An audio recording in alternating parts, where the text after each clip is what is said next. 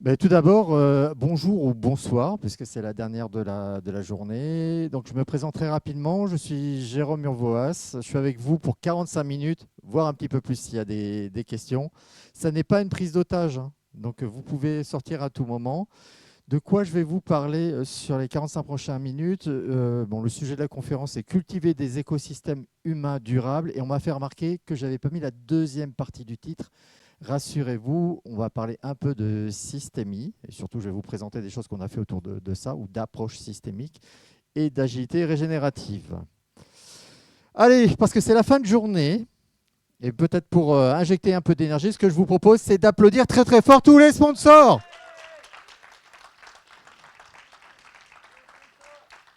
Voilà, et je vous propose d'applaudir encore plus fort tous les organes.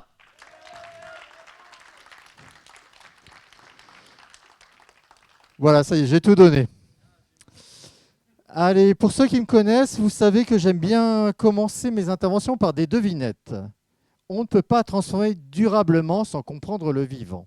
De qui peut bien être cette citation? Mhm. Un indice peut-être? Allez, un indice. Trop vieux. Ok, super. C'est pas moi, j'espère, hein. Non, vous ne connaissez pas ce monsieur? C'est un dessin, donc c'est ok. C'est Edgar Morin.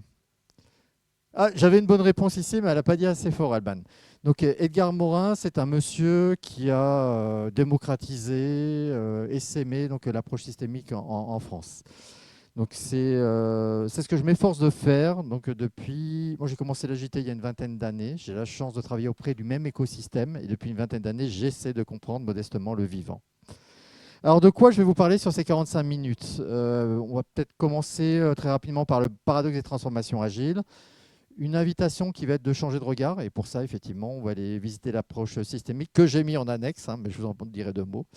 Et surtout, la grosse partie, ça va être de partager avec vous une illustration. Donc, c'est un projet de transformation culturelle. À un moment, on est venu chercher ma petite équipe de coach agile en interne pour travailler dessus. Et je vais partager ça. Et ça m'a permis de faire émerger donc 5 leviers que je partagerai donc avec vous. Et je finirai donc par une définition de ce que est pour moi donc euh, l'agilité régénérative. Et je finirai par une invitation. Le paradoxe des transformations agiles. Alors, dans la salle, qui a déjà été impliqué de près ou de loin dans une transformation agile? Bon, beaucoup de monde. Pour les autres, vous avez de la chance.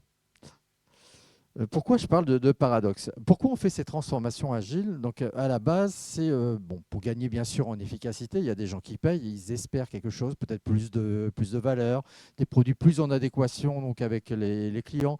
Mais également, il y a une intention depuis le début, c'est d'avoir des environnements de travail qui sont plus confortables, plus épanouissants pour les personnes.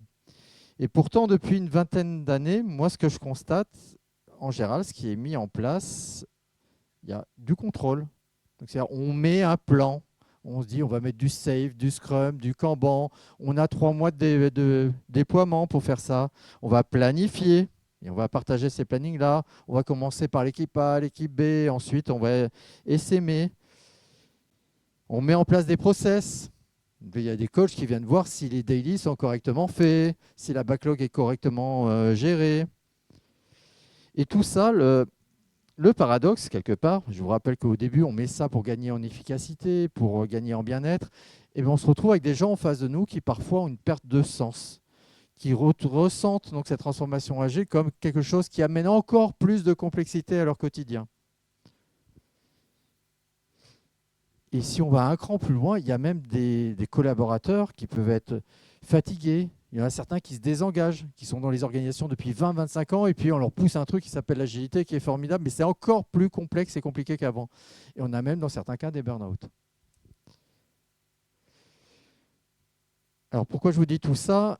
Si on prend un peu de recul, les plans, effectivement, ça va rassurer, notamment les décideurs, mais ça ne fait pas pousser des plantes. On peut prendre une autre image, hein, ce n'est pas en tirant sur les fans de carottes que les carottes elles poussent plus vite. Et les organisations, si on prend encore un peu plus de recul, il n'y a jamais une organisation qui est morte de ne pas avoir assez de plans ou de process. À votre avis, qu'est-ce qui fait mourir les organisations ou les équipes? Qu'est-ce qui fait qu'une équipe peut se déliter? Alors, les conflits, ouais. Manque de communication, ouais. Manque de sens. Donc, communication, sens, lien. Elle meurt de manque de vitalité. Donc, au niveau humain, il y a de moins en moins, quand on se réfugie derrière des process, des plans d'interaction donc de vivants. Donc, tout le propos et mon intention, c'est de vous inviter à changer de regard et de s'inspirer du vivant et d'une approche qui soit un peu plus systémique. Alors, qu'est-ce que j'entends par approche plus systémique? Je vous ai mis des définitions tout à la fin, mais c'est une approche qui se veut interactionnelle, qui va s'intéresser vraiment aux relations donc, entre les gens, plutôt qu'à produire un plan pour que A se comporte de telle façon, B de telle façon, c'est ça ton rôle, c'est ça que tu dois faire, quels sont les processus et autres. Donc, mes sources, en tout cas ce qui m'inspire depuis des années, mais bien sûr l'approche systémique. Est-ce que vous connaissez cette dame? Bon, je passe rapidement. Donella Meadows, elle a écrit l'ouvrage de référence sur le sujet en termes de vulgarisation. Vous avez toute la biblio. Ce monsieur, 5 disciplines. Peter Senge, j'ai une bonne réponse. Ce qui m'intéresse donc derrière, c'est tout ce qui est notion, alors bien sûr de vision partagée, mais d'apprenance collective, c'est-à-dire d'apprendre ensemble, développer une culture de l'apprentissage. Alors, on en a parlé ce matin à la keynote. Hein. Donc, Monsieur Taleb, antifragilité, restez sur la keynote ou regardez donc des podcasts. Lisez pas le bouquin. Il est comme ça, il file mal à la tête, même s'il est passionnant. Je pense qu'en termes d'entrée donc, dans la discipline, il y a plein de belles choses que vous pouvez voir. La notion de permaculture qui m'inspire beaucoup. Je crois que j'étais venu ici il y a 3 ans et j'avais donné une conférence sur la permaculture humaine. C'est un monsieur qui s'appelle Bernard Alonso, que j'ai eu la chance de rencontrer. Et la notion de robustesse. Hein. Monsieur Olivier Hamon, il est hype, vous le voyez partout. Moi, je le vois la semaine prochaine à Paris et je suis allé à Paris pour le voir. Et après, on m'a appelé, on m'a dit le même jour, le soir, il sera à Bordeaux. Tu veux pas venir le voir? Moi, j'habite Bordeaux. Bon, mais c'est pas grave. Donc, il donne 2 à 3 conférences par jour actuellement. C'est la folie. Ouais, ouais, il est robuste, on peut dire ça. Ouais. Donc voilà, bon, ça c'est des choses qui m'ont nourri et plein d'autres choses. Hein. En 20 ans, on voit passer des choses. Et surtout, c'est les années de pratique et d'expérimentation. Je vais vous présenter des choses et oui, vous pouvez penser que mais il ne raconte que des trucs qui marchent.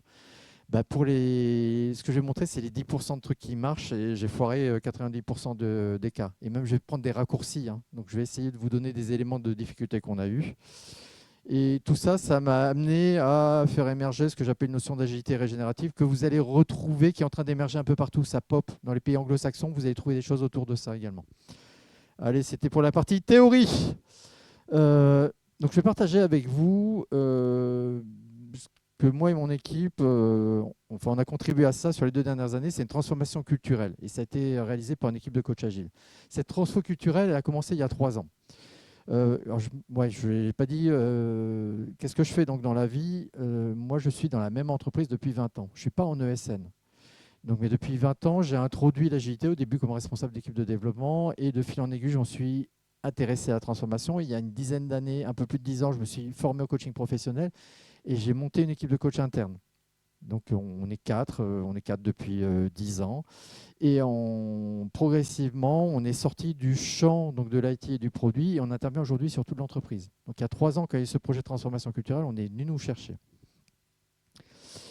Donc, je vais essayer d'illustrer les 5 axes pour moi qui constituent, 5 inspirations qui permettent d'aller vers une agilité un peu plus régénérative. Le premier axe, c'est observer avant d'agir. Je vais parler de permaculture humaine. Est-ce que vous savez, est-ce qu'il y a des gens qui font de la permaculture agricole dans leur jardin? Non, il n'y a personne qui a... Ah, il y en a qui ont essayé. Combien de temps, théoriquement, avant de commencer à planter des choses en permaculture? Il faut observer. 1 an, ouais. 1 an. Vous savez pourquoi 1 an? Voilà, les 4 saisons. C'est voir comment le terrain, comment l'écosystème se comporte naturellement donc pendant 1 an. Alors, je ne suis pas en train de dire qu'il faut faire ça en tant qu'accompagnant. Hein. Si vous arrivez, ok, vous commencez à facturer et puis vous dites je touche à rien pendant 1 an, ça va être compliqué. Donc, je vous ai parlé de ce projet de transformation culturelle. Il y a 3 ans, on est venu nous chercher essentiellement pour faire de la formation. Donc pour former donc, des gens autour de tout ce qui était leadership et d'autres choses. Il y a un peu plus de 2 ans, mon PDG a décidé de se séparer de la personne qui gérait le projet. C'était la DRH Group. Donc j'ai été convoqué et cette personne, enfin le PDG m'a dit je voudrais que ce soit vous et votre équipe qui gériez le projet. Pour moi, c'était no way. Je voulais bien donc participer, mais c'était essentiel d'avoir plein d'autres acteurs. Je vais revenir dessus.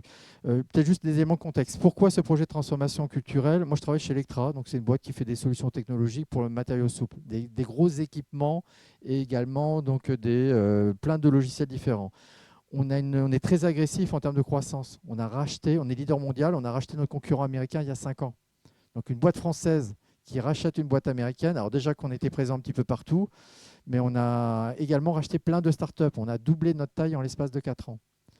Notre boîte, elle a 50 ans, acteur plutôt industriel. Donc autant vous dire quand il y a des gens des startups qui arrivent et qui sont confrontés à notre direction, aux équipes, il y a choc de culture.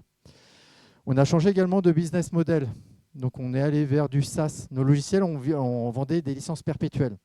Donc on a basculé en mode SaaS, ça a changé toute la chaîne de métier.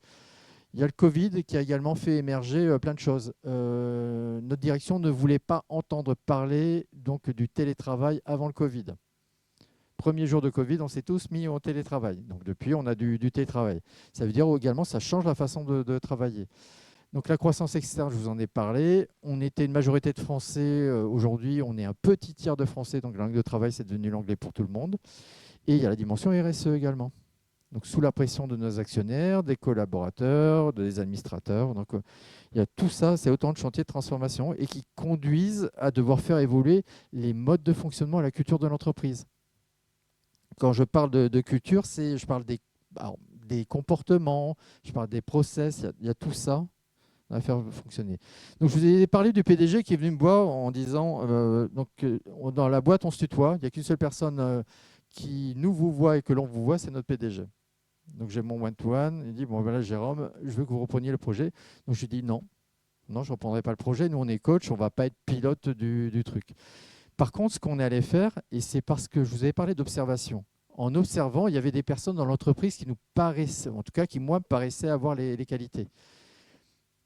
Donc j'ai soufflé à mon PDG donc le fait de s'appuyer sur cette personne avec qui je travaille donc sur des chantiers de transformation depuis une dizaine d'années. Elle connaît très bien la boîte, elle reporte beaucoup mieux que moi. Elle est beaucoup plus patiente que moi également. Donc on l'a intégrée donc dans l'équipe. On est également allé chercher d'autres personnes pour nous épauler.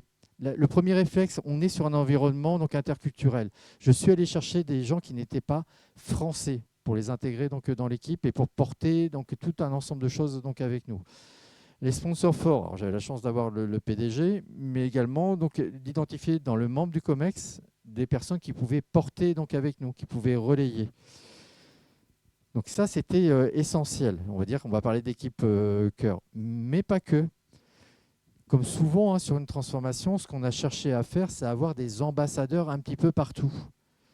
Je reviendrai dessus, donc on les a embarqués au fur et à mesure et on a essayé d'avoir des personnes à la fois qui étaient motivés. Donc pour la première fois dans l'entreprise, en général, quand il y a ce type de démarche, c'est on demandait aux membres du COMEX de nommer quels étaient les bons ambassadeurs.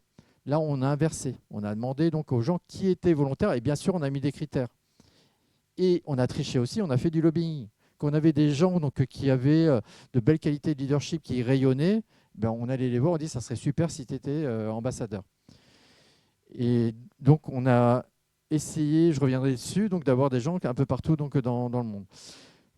Suite à ce que je vous ai dit, c'est-à-dire la DRH Group a été licencié. Donc, mon PDG a dit je ne veux plus voir les RH. Ça n'est pas possible de mener ce type de transformation sans les RH. Pourquoi? Parce que la première chose à faire, c'est contrôler l'employé expérience, c'est-à-dire les gens qui vont intégrer l'entreprise. Quand vous allez faire du recrutement, quand vous allez faire de l'assessment de manager, des gens qui vont être nommés, c'est juste essentiel. Donc, j'ai dit, OK, moi, je veux bien, mais par contre, il faut remettre les RH autour de la table. Bon, et bien sûr, tout ce qui est communication. Je me bats, bon, c'est filmé, c'est pas grave, je peux le dire. On se bat tous les jours pour avoir des communications internes. Donc, pour exister. Et la communication externe, bon, je peux le dire, allez, j'assume, on se fait sabrer toutes les communications externes autour de tout ce qui est culture. Par contre, on communique nous-mêmes. C'est-à-dire, moi, je vais communiquer, les membres de l'équipe vont communiquer, nos ambassadeurs communiquent via les réseaux sociaux également sur ce qu'on fait. Voilà, donc ça, c'est la dimension observation. Observation, quand on a récupéré le projet, il y avait, ça se fait classiquement, quand on parle de transformation culturelle, bah, il y a un cabinet qui arrive externe, qui interroge le COMEX et dit, voilà, quelle est votre culture cible? Quelle est votre culture actuelle? Donc c'est ce qui avait été fait entre le COMEX et les consultants.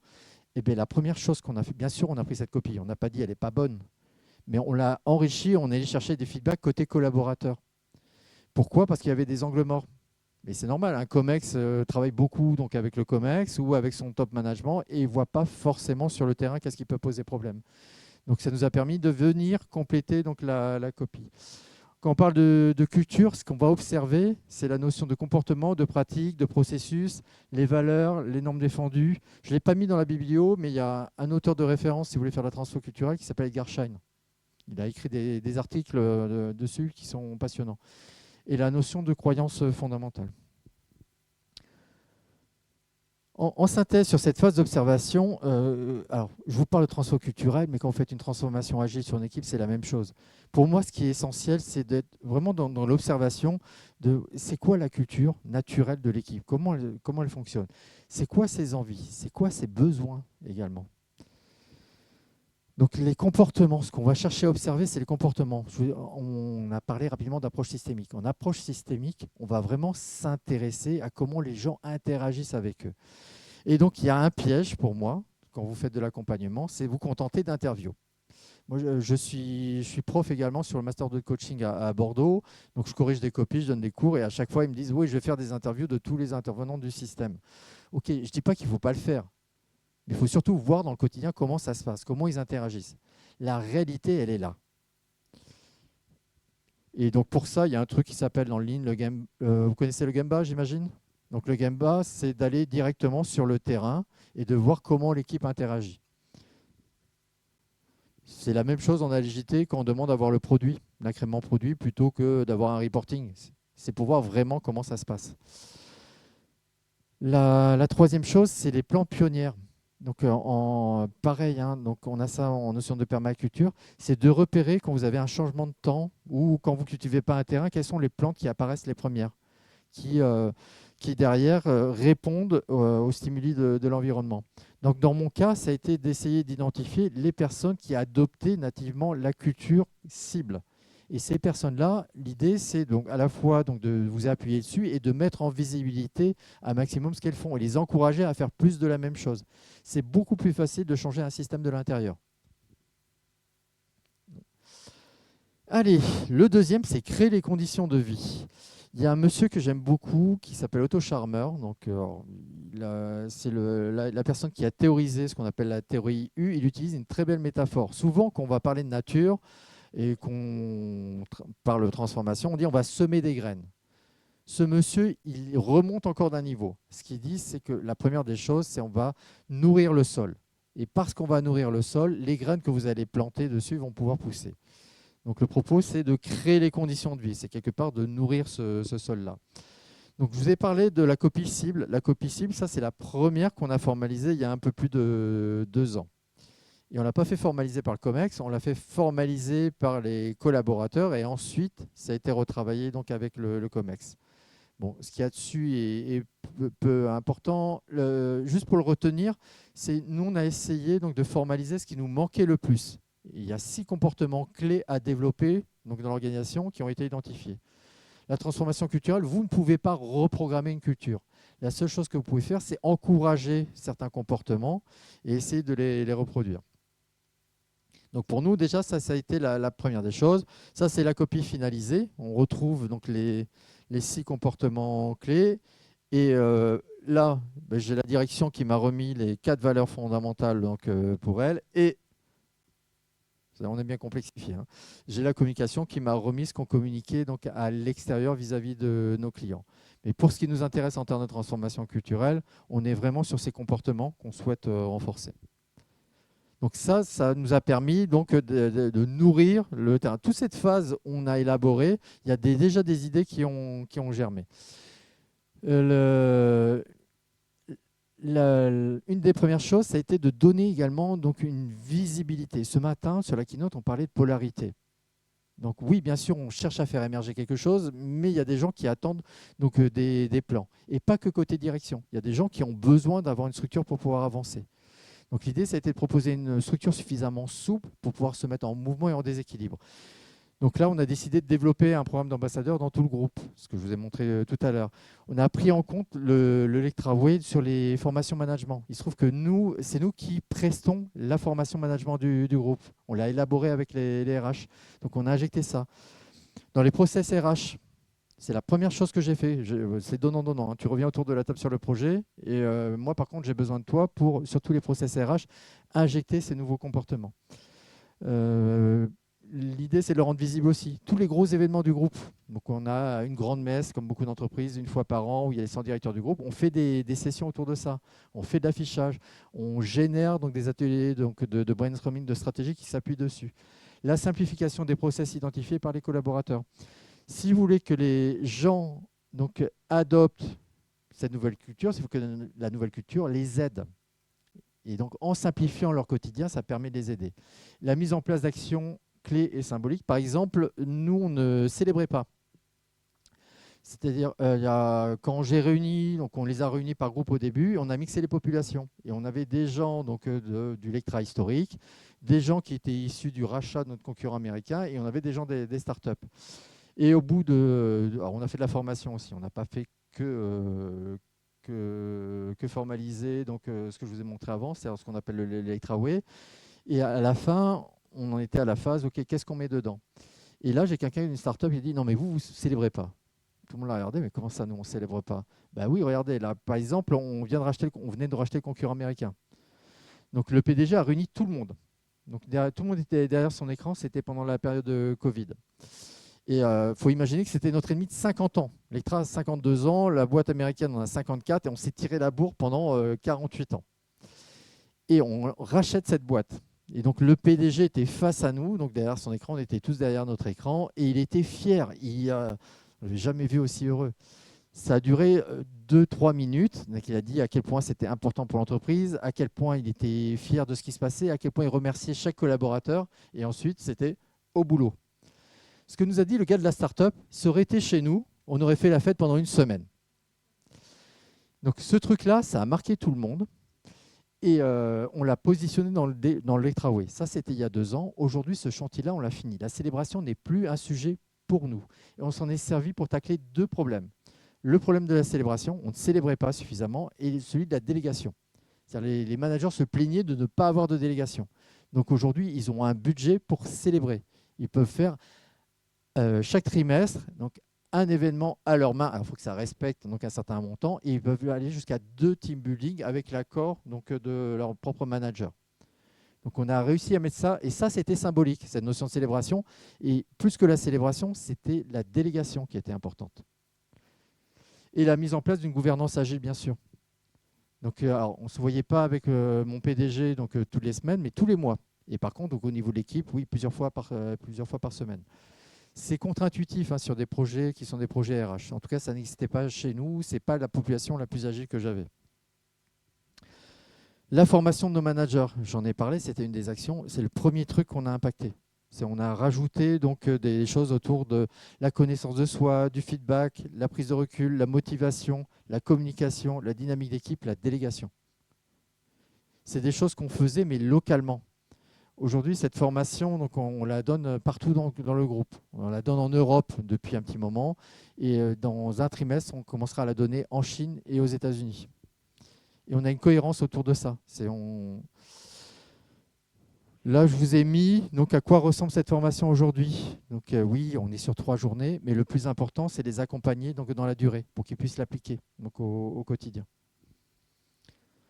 Et là aussi, on est en rupture. C'est sortir dans les espaces. Moi, j'ai fait courir, j'ai fait faire des jeux systémiques où la première fois, on est tombé sur le PDG. Ça a décomplexé tout le monde.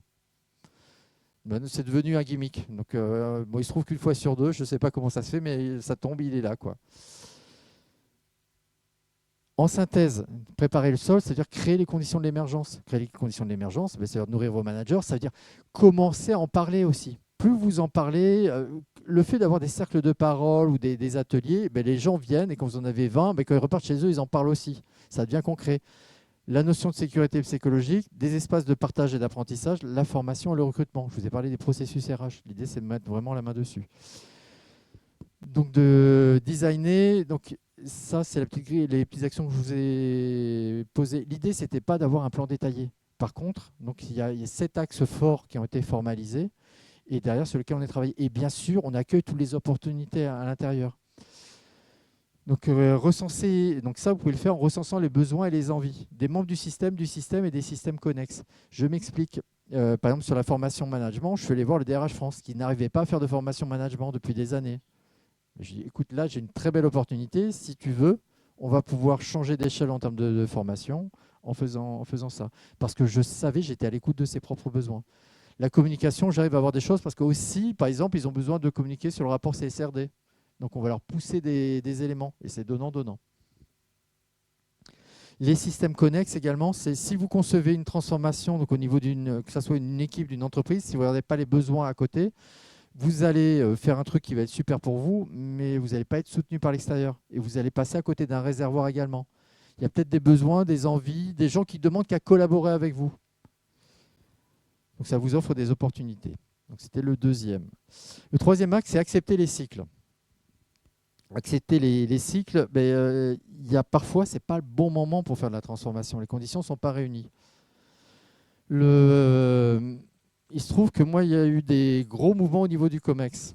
Donc, il y a toujours eu des gens qui étaient ultra compétents au niveau du COMEX, mais le DG, l'ancien DG adjoint, était relativement fermé à tout ça.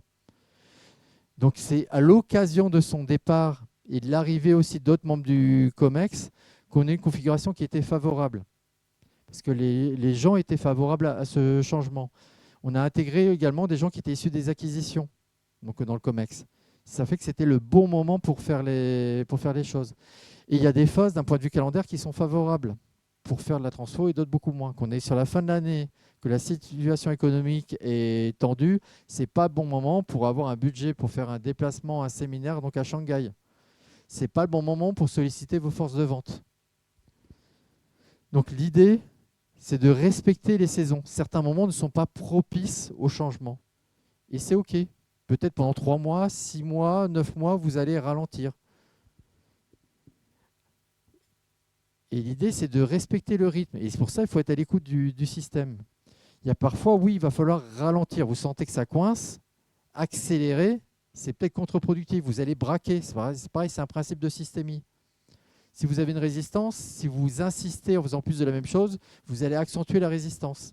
Donc là, l'idée, c'est peut-être de laisser venir. A contrario, si vous avez une opportunité qui passe, là, par exemple, avec la communication, vous voulez reposer à plat le branding donc, de notre marque. C'était l'occasion de se greffer au groupe de travail avec eux et de travailler sur un certain nombre de choses et d'éléments de communication. Et créer des périodes de jachère. Alors, il y a un truc qui me fascine. Moi, j'ai commencé il y a 20 ans en agilité, on parlait d'un truc qui s'appelait le sprint zéro. C'est on laissait les gens donc, un peu de temps de respiration pour se former, pour raffiner un peu leur backlog, l'alimenter. Aujourd'hui, ce que je vois, c'est plus en mode software factory, on sprint tout le temps. Mais ça épuise les gens. Donc l'idée, c'est d'accepter d'avoir une pause. Oui, par exemple, nous, on a fait une pause sur les 6 derniers mois. Parce qu'en termes de budget, l'idée, c'était déjà consolider nos communautés qui étaient en place. On est censé retourner en Inde pour former des gens. Ça a un coût. Donc, on a décidé de le faire plutôt sur début 2026. Et ça permet donc aux gens de souffler. Et de régénérer. Je reviendrai sur cette notion-là. Le quatrième, c'est favoriser les synergies. Alors ça, c'est mon dada. Je reviendrai dessus. Donc, les synergies, donc, vous connaissez la différence entre diversité et inclusion? On ne vous entendra pas, c'est filmé, mais on ne saura pas que c'est vous. Et on a le droit à l'erreur. La diversité, c'est un fait. Les gens sont différents. Alors, parfois, il y a des biais de sélection, hein, c'est quand vous constituez votre équipe. Moi, je m'en suis rendu compte au bout de quelques années, donc je manage depuis 25 ans, que j'avais tendance à recruter des gens qui me ressemblaient. Mais une fois que j'ai conscientisé ça, j'ai commencé à recruter des gens qui étaient très différents de moi et c'est beaucoup plus riche. Donc la diversité, c'est un fait, ça s'impose à vous, les gens sont différents. L'inclusion, c'est la capacité à faire une place à chacun dans ce collectif pour pouvoir travailler ensemble. Donc il y a vraiment cette notion-là, et c'est quelque part ce qu'on a cherché à faire avec nos groupes d'ambassadeurs. Tous ces petits camemberts que vous voyez, c'était juste, on s'assurait d'avoir des gens qui étaient différents. Hommes, femmes, nationalité, département, ancienneté dans l'entreprise, d'où ces personnes venaient, de quelle structure. Est-ce que c'était l'extra-historique ou est-ce que c'était issu des acquisitions, gros groupes, start-up. Donc c'est tout ça qu'on allait travailler. 113, je pourrais le mettre à jour, on en embarque 40 de plus. Donc là, on va passer à 150 sur le premier trimestre 2026. Donc, ce que l'on a fait, c'est des séminaires de boarding. On fait ça sur 3 jours et demi. Donc, et à la fois, on va travailler ce que j'appelle sur le fond et sur la forme. Bien sûr, on va parler de notre culture. Bien sûr, on va parler de ce qu'on veut changer dans notre culture. Bien sûr, on va construire des plans d'action qui correspondent aux axes qu'on a identifiés. Mais au-delà de ça, on fait ça à travers des nouvelles façons de travailler. On essaie d'être modélisant. Donc avec des ateliers, on fait du solution focus, de l'appreciative inquiry. Et à chaque fois, on leur demande, est-ce que vous êtes en capacité de rejouer cette séquence-là, cet atelier, de vous l'approprier pour pouvoir rejouer, par exemple, quand ils retournent au Japon, avec leurs propres équipes. Donc c'est l'idée de bordure, je vais revenir dessus. Donc le fait d'être en capacité de bordure en bordure à impacter un maximum de personnes. On a créé des communautés d'ambassadeurs, donc l'on accompagne dans la durée. Donc j'ai pas mis toutes les photos, parce qu'on en a 5 aujourd'hui, on en va avoir 3 de plus. Et ces ambassadeurs, ils ont comme mission d'essaimer les pratiques. Mais c'est pas des choses qui sont descendantes, c'est des choses qui se font à travers des ateliers qui sont vivants. Et à travers le fait, à chaque fois, d'essayer d'identifier des choses, des actions concrètes qui peuvent bénéficier aux collaborateurs. Si je résume, c'est créer des bordures. J'avais longuement présenté le concept. Une bordure, c'est vous voulez faire de la transformation, arrêtez de faire des présentations, expliquer que c'est top chez Google ou autre. Le plus simple, c'est prenez les gens, amenez-les en learning expédition chez d'autres personnes ou invitez des gens à l'intérieur de l'entreprise. C'est ce qui marche le mieux. Ou quand vous intégrez des nouvelles personnes, prenez des personnes avec des profils différents. Installer de nouveaux modes de collaboration. Dans tout ce que je vous ai montré, il y a quelque chose qui est constant, c'est que c'est des formats qu'on a utilisés qui sont collaboratifs. Pourquoi? Parce qu'on souffre de ça, d'un manque de collaboration. Ce n'est pas qu'on ne collabore pas, on sait faire ça, mais ce n'est pas ancré dans l'ADN de l'entreprise. Donc on a mis entre les mains à la fois des managers ou des ambassadeurs ces techniques d'animation qui permettent de faire collaborer les gens et de construire ensemble. Quand vous définissez des plans, qu'est-ce qu'il faut changer d'un point de vue culturel? Ce que j'appelle la notion de coélaboration, c'est élaborer ensemble. Il y a une citation que j'aime beaucoup de Margaret Whitley, qui est consultante en management, c'est « les gens soutiennent ce qu'ils contribuent à créer ». Peter Senge a théorisé ça. Il parle de vision personnelle. On a tous une vision personnelle, c'est-à-dire une vision qui nous fait envie, qui va faire qu'on va évoluer, qu'on va grandir, qu'on va se projeter. L'enjeu et le pari, c'est de bâtir une vision collective où chacun va retrouver un petit bout de sa vision individuelle. C'est comme ça qu'on engage les gens. C'est comme ça qu'on fait de l'empowerment. Allez, la 5e, c'est créer une spirale d'apprentissage.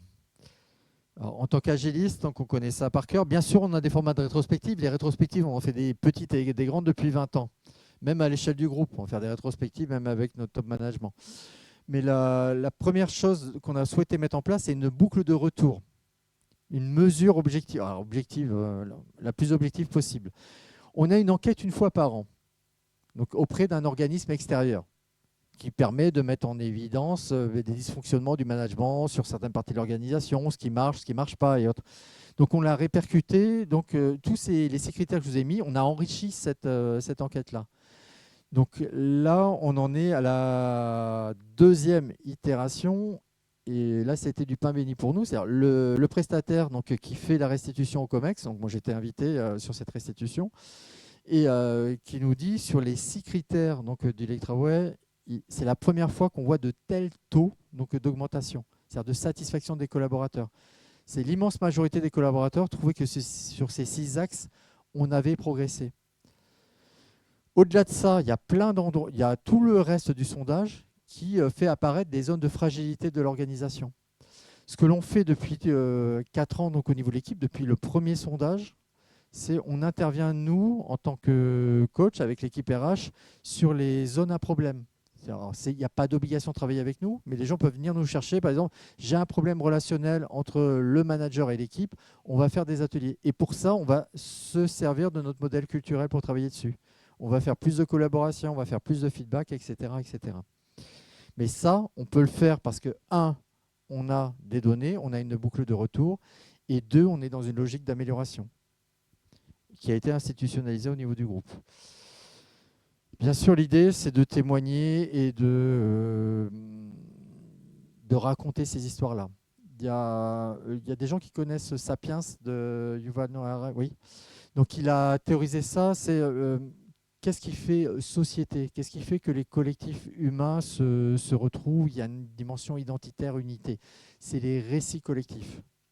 Donc, si vous faites de la transformation, c'est juste clé donc, de pouvoir peser sur ces récits collectifs. Alors, nous, un récit, c'est les 2 pères fondateurs de notre entreprise, ils ont construit leur première machine dans leur garage à Villeneuve-d'Ornon. Mais donc là, l'idée, c'est de créer des récits comme ça. L'histoire des célébrations, l'histoire du café gratuit ou autre, tout ça, c'est rentré dans les récits collectifs. Donc l'idée, c'est de saisir toutes les opportunités. Donc Culture Book, bon, on a pris une stagiaire, donc on a pris une stagiaire allemande en plus, on a fait exprès, pour avoir donc travaillé sur un Culture Book. Sur le rapport annuel, on s'est assuré qu'on parlait donc du Electraway.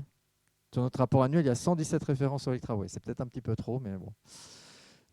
Sur la CSRD, on parle de ça également. Il y a toute une dimension sociale et sociétale dans la CSRD, donc cette partie-là. Sur l'intranet, sur les réseaux sociaux, même si ça se fait sans la com, on le fait également. Donc, l'idée également, c'est de l'incarner sur tous les temps majeurs donc, de l'entreprise. On ne fait pas un town hall sans qu'on parle de ça. Donc, en synthèse, l'idée, c'est d'être attentif au devenir. Ce que j'appelle être attentif au devenir, c'est un truc aussi d'accompagnement. C'est à partir du moment où vous travaillez avec le collectif, c'est qu'est-ce qu'on veut voir comme prémisse? Qu'est-ce qu'on veut voir apparaître comme comportement? Tout le monde est attentif à ça. Et dès que c'est vu, c'est capturé et c'est amplifié. Donc, on a été plutôt dans une logique. Alors, OKR, ça parle à tout le monde? Ouais, objectif qui résulte, l'idée, c'est de passer d'une gestion de projet à une gestion de produit, plutôt que de parler résultats, parler d'impact. Donc tout ce qu'on a essayé de mettre en place, on a essayé de se focaliser sur les impacts. Quand je vous ai parlé des célébrations, pourquoi les célébrations et la délégation, c'était symbolique? Parce que c'est un truc qui impactait les gens. Et l'idée, c'est d'être attentif aux changements qui interviennent dans l'écosystème ou qui n'interviennent pas. Alors, si ça n'intervient pas, en systémie, il y a un truc qui s'appelle l'effet retard. Il faut peut-être attendre un petit peu. Mais si vous attendez longtemps et que ça n'intervient toujours pas, il est important donc, de changer d'approche. De communiquer et de partager. Donc, lister les succès pour créer des effets d'entraînement. C'est un truc de rhétorique, on appelle ça l'effet liste. Mais si vous faites pareil de la transfo, du change management au niveau d'équipe, moi, il y a un format que j'avais utilisé il y a une dizaine d'années qui s'appelle le format popcorn. C'est un genre de Kanban. Donc derrière, on fait des listes d'expérimentation et avec l'équipe, à chaque fois qu'on fait une petite expérimentation, on change de colonne. Et ça permet donc au bout de plusieurs mois, donc les gens ont l'impression que ça ne change pas au quotidien, mais quand on voit donc dans le dernier bucket à la fin qu'il y a une vingtaine d'actions qui ont été réalisées, les gens se disent bah si finalement ça change. Le changement culturel, c'est long. Le changement d'habitude dans une équipe agile aussi, ça peut être très long. Donc là, l'idée, c'est vraiment d'amener cette prise de recul. Ou des boucles de régulation, ce que je vous disais, si ça ne marche pas, il faut changer, quoi. Et s'adapter encore et toujours des feedbacks et des expérimentations. Donc ça ne sert à rien de faire un gros plan où derrière on va attendre des changements. Il vaut mieux commencer par des petites expérimentations et d'aller chercher des feedbacks. D'ailleurs, le truc sur lequel on a mis l'accent, c'est de développer ce qu'on appelle une culture du feedback. Tous nos managers sont formés, entraînés au feedback. Dans les accompagnements individuels qu'on fait, on les pousse à faire du feedback et notamment du feedback positif. Parce qu'on est en France. Donc en France, c'est compliqué de dire aux gens quand c'est bien. Alors, je ne veux pas généraliser, il y a peut-être des endroits où ça se fait très bien. Bon, en tout cas, voilà, moi ce que je constate, c'est que les gens à l'étranger le font beaucoup plus facilement que nous. Allez, j'en arrive à la fin. Donc l'agilité régénérative. Qu'est-ce que j'entends par agilité régénérative? C'est quelque chose donc, qui s'inspire de ces 5 principes. Alors quelque chose, c'est une forme d'agilité qui s'inspire de ces 5 principes, qui sont ceux que j'ai partagés avec vous à travers les exemples. Pourquoi régénératif? On va parler de régénération. Pour moi, il y a 3 axes où c'est important de se régénérer. Le premier, c'est le sens. Un biais à travers qu'on peut avoir, c'est qu'on va démarrer une transformation où on se dit on va donner le sens aux équipes. Non, le sens, ça ne se donne pas. Le sens, ça se co-construit. Et le sens, ça se co-construit. En plus, ça bouge dans la durée. Le projet que je vous ai montré, on avait commencé au début, on a commencé il y a très longtemps. On est arrivé au constat qu'il fallait changer de culture parce qu'on avait le changement de business model SaaS. Ensuite, on a racheté une start-up. On dit, oh, ben, ça serait bien. Et ensuite, on a racheté notre concurrent. On dit, oui, on est une boîte de... À l'époque, on était 1600 encore. On rachète 800, une boîte de 800 personnes. Il faut faire culture commune. Et donc, le sens de ce projet de transformation culturelle, il a évolué. Et derrière, je pense qu'il y a quelque chose qui est essentiel, c'est retrouver la finalité humaine. J'ai commencé avec le paradoxe des transformations agiles, qui est une approche assez mécanistique. L'idée, c'est de remettre l'humain. C'est qu'est-ce qui a de l'intérêt, quel est le sens pour les personnes, quel est le sens pour l'entreprise. Le sens, ça ne peut pas être changer de processus ou faire plus d'agilité. Et il y a une dimension également collective et vraiment d'être tourné donc vers l'action. Le sens, ce n'est pas une vision figée, statique. Dans le sens, vous allez retrouver également une dimension d'action. Le deuxième, c'est relation, régénération des relations. Dans un collectif, dans une équipe ou une organisation, les relations, elles évoluent. Il y a des gens qui rentrent, il y a des gens qui sortent. Et même quand c'est les mêmes personnes, un jour, ça peut être très bien aller et la relation peut se détériorer. Donc, il faut le revisiter constamment. Donc, il faut cultiver pour ça la confiance, l'écoute et le lien. Tout ce que je vous ai montré, notamment sur les formations management, on va insister sur cette dimension-là. Tout ce qu'on propose avec nos ambassadeurs, on est sur ça. Et la dernière, c'est la régénération du système. Alors, et on pourrait dire des systèmes. Donc, dans ce que vous mettez en place en termes d'accompagnement, l'idée, c'est de concevoir des organisations qui sont capables d'apprendre. Je pense que l'enjeu, il est là. À partir du moment où on est dans une culture du feedback et les entreprises, enfin les équipes elles-mêmes ou les collaborateurs sont en capacité donc, à la fois de s'adapter et d'apprendre continuellement, ben là, vous avez gagné. Le système il devient en capacité de s'adapter donc en continu. L'idée aussi, c'est d'apprendre à exploiter donc, les ressources de façon donc, responsable et s'auto-réparer. Là, c'est une notion qui est issue de l'antifragilité. L'antifragilité, c'est ça. Idéalement, on va travailler cette capacité quand on prend un impact ou qu'on ait une agression extérieure, un échec, c'est comment on réussit à en faire quelque chose de plus solide. C'est la différence avec la résilience. La résilience, c'est juste, vous allez revenir. OK, vous prenez un pet. Donc, un échec, vous allez revenir donc là où vous étiez avant. Cette notion d'antifragilité, elle va encore un peu plus loin.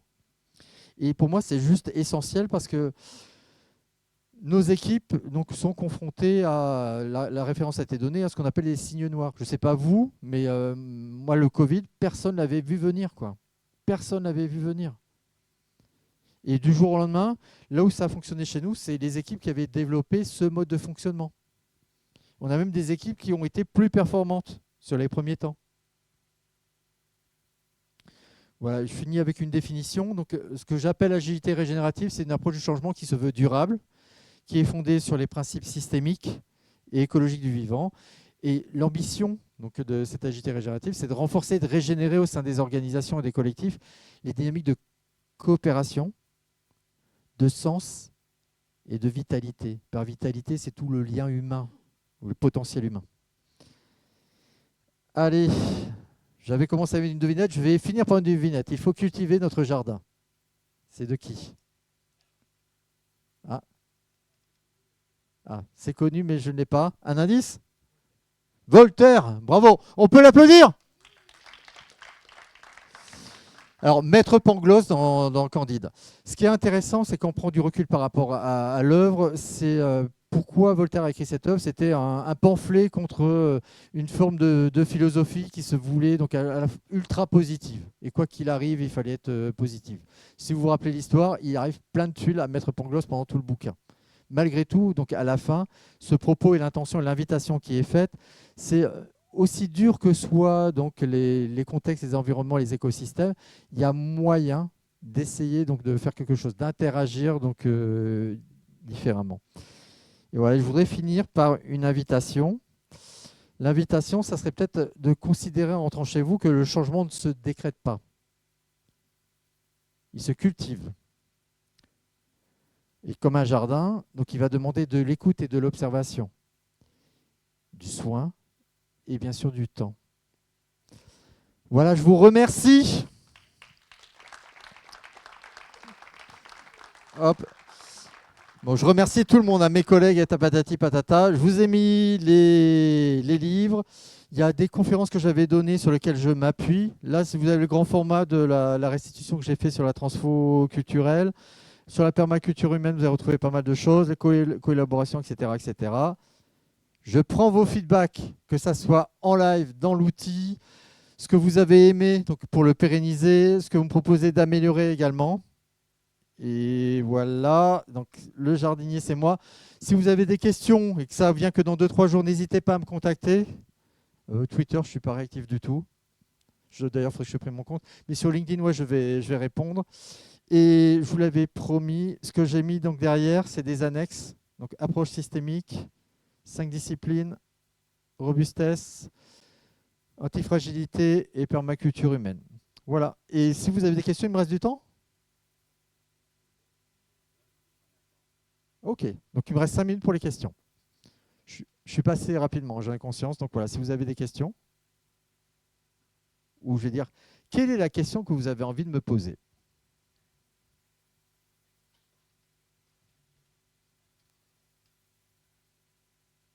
Oui,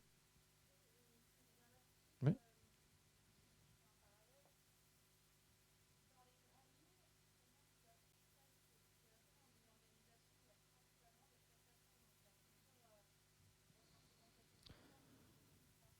Alors, quand tu as des...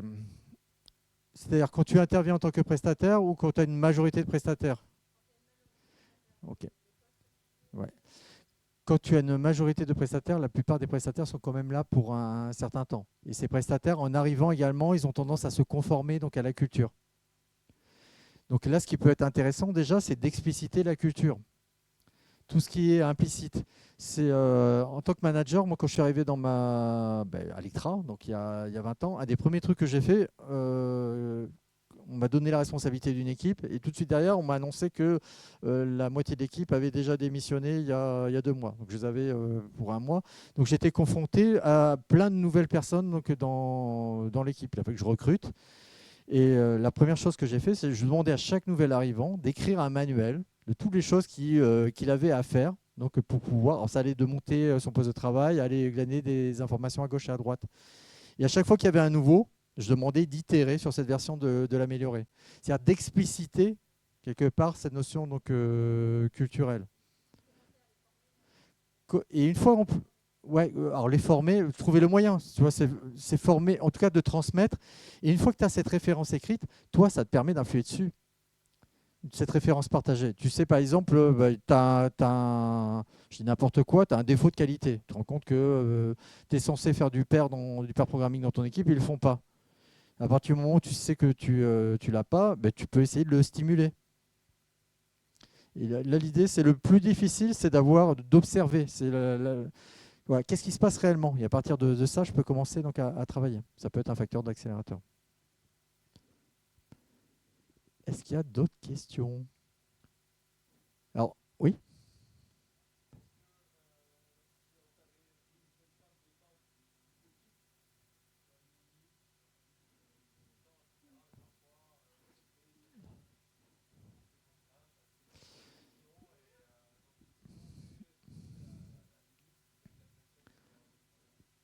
Alors, tu n'as pas de stratégie unique.